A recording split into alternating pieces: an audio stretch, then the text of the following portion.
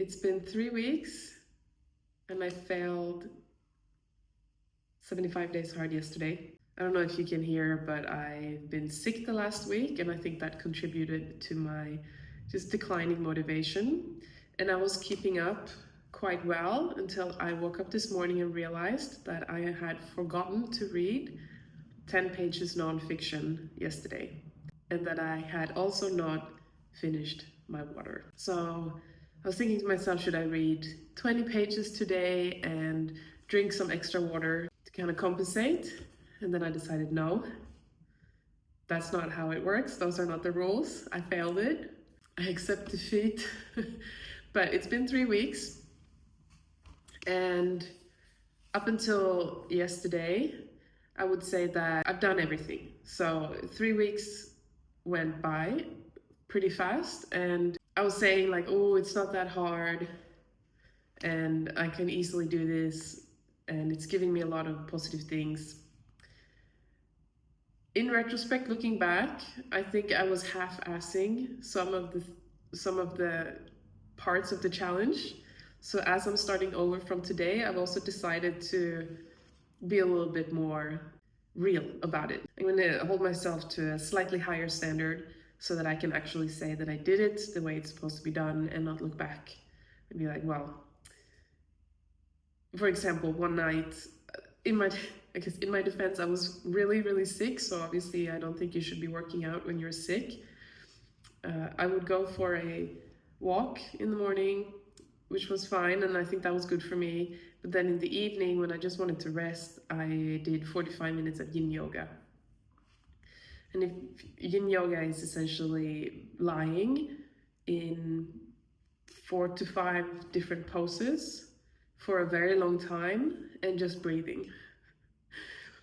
And as much as I think that's a really beautiful practice, and like I love yin yoga, there's so many positive benefits to doing that, you know, I wouldn't actually count it as a workout because it's essentially just, it's like stretching and breathing rather than actually, you don't move much is what I'm trying to say.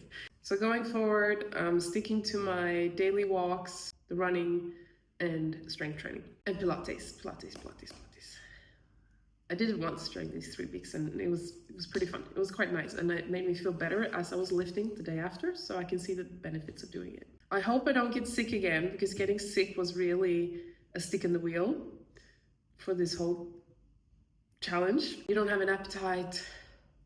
Drinking water tastes weird. You don't want to go for walks, you just want to sleep. I didn't want to read, obviously. So getting sick was unfortunate timing, and it made the whole thing a little bit difficult. On the flip side, I do feel that drinking the water, eating the protein, going for the walks helped with the sickness. So I think I managed to get better a bit sooner rather than not doing those things. So the initial 75-day hard challenge started because I started it on the date that would be 75 days of lead up to my competition. If you're new here, hi, welcome. I'm a powerlifter and I'm competing now in 2 months. And this is for me like an important event where I really want to perform as well as I can. So I thought, you know, I will do 75 days hard up until the Friday, which is the day before the competition, and then I will be able to compete and just kind of celebrate. Now, because I've extended it, I have to start over. That means that the challenge is still happening. So initially I thought if I'm gonna weigh into this 76 kilo weight class. Powerlifting is a weight class sport. I have to take that into consideration when it comes to drinking the water and what kind of foods I eat, because we know that water weight and food weight in your stomach can really impact the number on the scale. It doesn't matter to me otherwise, but if I'm going to weigh in a weight class, I can't wake up in the morning 3 kilos heavier because I drank a gallon of water at 9 p.m. the night before. So those things will be more difficult or a little bit trickier to navigate. But I think it is still doable. The other thing, in the past 3 weeks, you are supposed to follow a diet, right? And I said I'm going to hit my protein target and my carb target every day, which I did. And I felt great. It was a little bit difficult. It required a little bit more planning of meals, and I definitely didn't feel like doing it a lot of the time, but I still managed to hit it. That being said, a lot of the time I was eyeballing the amount, so it's also relying on my experience and knowledge of nutrition to say that this amount of food on a plate is this amount of protein. So I think I have a good idea of that. But at the end of the day, because we ate out a few times, I went and had a hamburger, and I was eating intuitively a lot of the time as well. Like not weighing, not tracking, just eating until I was full and then not eating after that. I think that is a little bit of a cop-out. And for the next 3 weeks, I will be actually tracking my food to make sure that I am hitting those macros. The other thing is, because I was trying to hit those macros every single day, there were days where I was feeling full, and also days where I knew that I had kind of hit that calorie target to stay in my weight class. And during those days when I was, say, like 30-40 grams short on protein, but I could tell that, I've already had enough food for the day, I still went and had the protein, which for recovery I think has its benefits, but it's not actually going to work for me to do that, because I need to weigh in a certain weight class at the competition. I don't have time to be in a calorie surplus right now.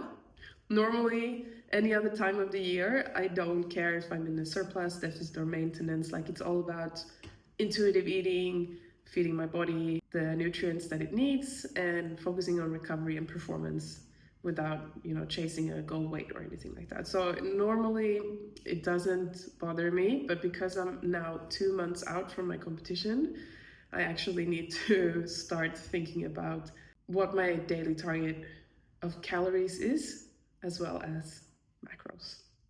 So I am going to be posting about this here on YouTube and on Instagram as well. So if you do find it triggering when people talk about calories and macros, please don't follow this challenge or this journey with me, because I don't want you to be negatively impacted by my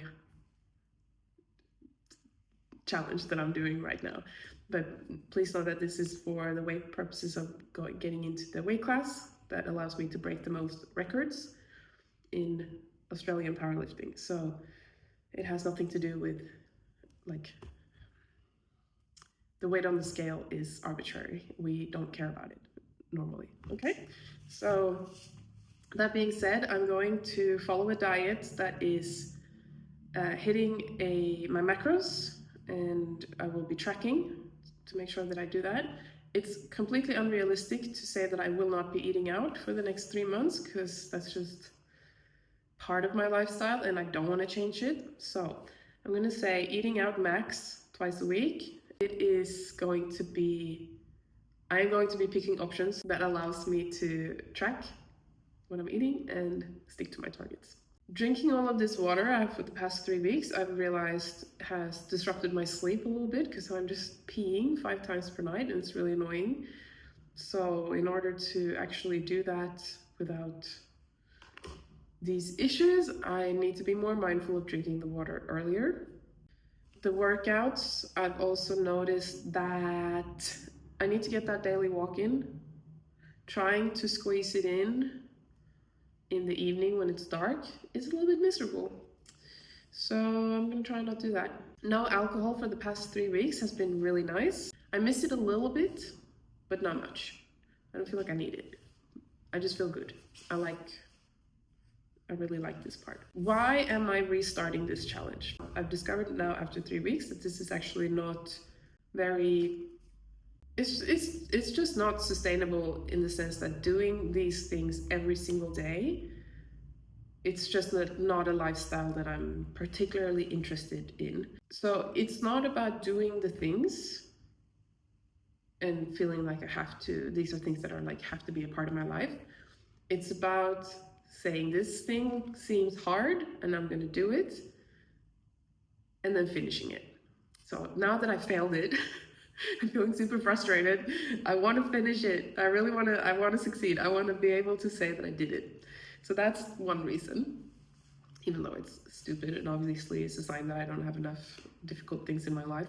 But lastly, also, I have ADHD, and I'm not someone who I struggle with follow through. I struggle heaps with consistency, structure, systems, daily habits, all of those things. So it's a very big part of my life, like trying to have routine, because I know that when I have routine, I feel a lot better. Like it really, really helps me with my mental state, mental clarity, physical health, emotional health. I guess what I'm gonna, it's easy for me to let go of the things that are important. Unfortunately, sometimes it has to do with just habit and routine, like being ingrained in what I do. So if you do something often enough, after a while, you don't even think about the fact that you're doing it. But then on the other hand, it's just like that dopamine seeking, struggling with the idea of like the delayed reward. Like I want immediate reward. I don't want to have the reward in freaking 3 months from now. I want it now. So I have noticed after 3 weeks that I'm actually feeling really good. I'm feeling like I'm getting stuff done. I have much more motivation and mental clarity in my work. And I'm also seeing it's so much more obvious to me where I struggle. Like with nutrition, say that I was trying to hit these macro targets.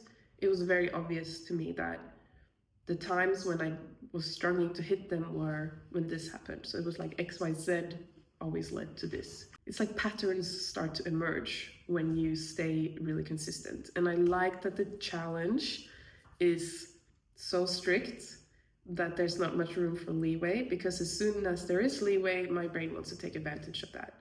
For example, drinking alcohol is something I think is positive. I like it, and I don't struggle in my day-to-day life without alcohol, so I don't need it.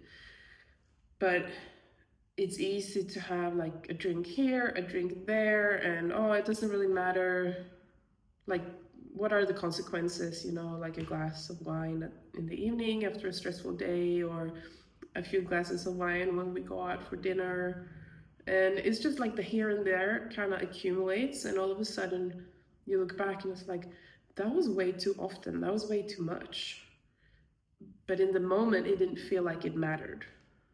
Like I didn't explicitly feel like it had consequences. So knowing that even breaking just one rule once, you fail. You have to start over. It's like helping me practice being able to say, no, this has consequences. It's like I'm trying to hack my brain into learning that like what I said I wouldn't do holds. And I made a promise to myself, and I'm going to fulfill it. I'm not going to say it doesn't matter. What are the consequences? Who cares? No one's watching. Well, I'm watching. So that should be enough for me. And I want to instill that ability in myself. I want that character trait to be strengthened and developed. And not just always do things because I feel like it. So the reason I failed this challenge was because I forgot to do something. Normally I would track everything in this little tracking spreadsheet and do that sort of like at the end of the day or the morning after. But my boyfriend pointed out that I probably need a reminder system. So I'm gonna do that as well. I just rely on my brain. My brain is unreliable, so lesson learned. At the start of the 3 weeks, I added 2 extra challenges: meditate daily and post on Instagram every single day. I didn't do that. When I was sick, I didn't meditate because I couldn't breathe. And Instagram in the last 3 weeks, I've posted 1, 2, 3, 4, 5, 6, 7, 8, 9, 10, 11, 12, 13, 14, 15 times. So that is 3 times as much as I posted all of last year. So it's at least a very big improvement. And that's been super as well, because I really am getting more relaxed with content creation.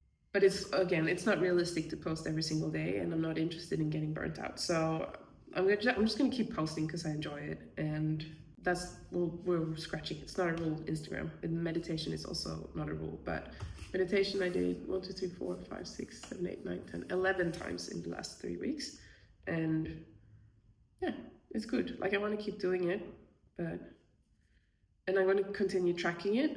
As you can see here, not everything is filled out, but it's like as long as I'm doing the 75-day hard things every single day, I'm going to keep tracking my side quests as well. But I don't feel like I have to do it every single day if there are situations where it's just not doable. So that's it. Yeah, overall 3 weeks. I'm still pretty proud of myself for getting through the first 3 weeks, and I feel better. I feel happier. I feel clearer, and we're 2 months out from competition, so I'm nervous about that. And then the week after my competition, I have half marathon, which is absolutely insane. Last weekend, I ran 14 kilometers while I was sick. That was stupid. I was trying to prove something to myself, and I proved it, and it was fun, but boy, oh boy, did I feel worse the day after. So hopefully no more sickness. We're coming up on my first week of PMS week coming up now. Obviously I started 3 weeks ago, so I haven't done this during PMS yet. So I'm very interested to see how that's gonna work out, because I have the worst PMS weeks. My anxiety and executive dysfunction and brain fog is just not fun. So hopefully this actually helps me get through it. Hopes and prayers. Okay, final words. I'm not encouraging anyone to do this challenge. I think it's actually like too strict, and it's not gonna work for everyone. It's not gonna be a good idea. For example, if you're a smaller person, I don't think you should drink that much water. If you have history with disordered eating, you should be focusing on healing your relationship with food, not like trying to stick to a diet and create rules around it. It's just not realistic to do some of these things every single day, especially if you get sick, you have health complications, maybe you have children you're looking after, or family members you're looking after, or you have a really stressful work life. I just think there are so many reasons why this is not a good idea for a lot of people. And I don't want anyone to feel like I think that that's the case. And I hope I made it clear that this is just for my personal goals. Like, this is just a personal goal, and for me to be able to say I did it, and for me to be able to stick to something and hopefully feel a little bit better because of it at the end of the day. Hopefully learn something, see some improvement in some areas. If it turns out in the next 3 months that it's just not doable, we're just not going to do it. We're going to abort mission and do something else. So stay flexible, stay positive, stay true to yourself, take care of yourself. I'll see you in the next one.